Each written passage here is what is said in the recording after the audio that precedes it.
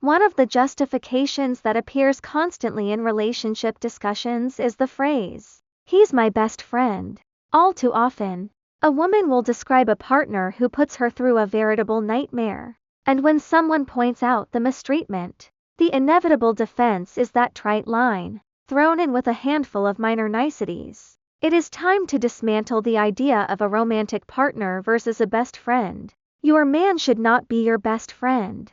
In fact, he should never be. The roles of boyfriend, fiancé, or husband are fundamentally different from that of a best friend. When you allow these roles to overlap, you risk failing to properly vet your partner. You isolate yourself from an external support network, and you begin to accept behaviors that should be completely unacceptable from a romantic partner. Consider the biggest things you have ever done for a best friend. How optional were they? Now, ask how optional those same actions would be for a romantic partner. When my best friend forever had her twins, I visited for a weekend to give her some relief. When the weekend was over, I went back to my life. Her husband did not have the option to leave. He was right there in the trenches with her the entire time, doing laundry at 3 o'clock in the morning so she could sleep and keep the house functioning. My assistance was optional, his was parenthood. Similarly, when my friend's grandparents passed away,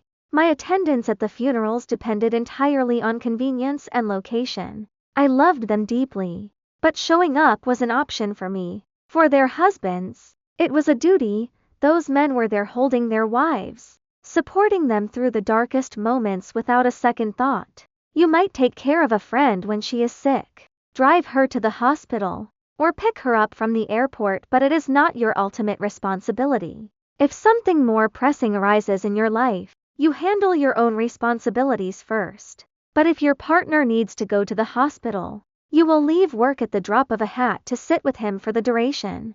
The roles are simply different. You make vacation plans for next year with a best friend, but you decide where you will move with a partner. You share life details with a friend to bond.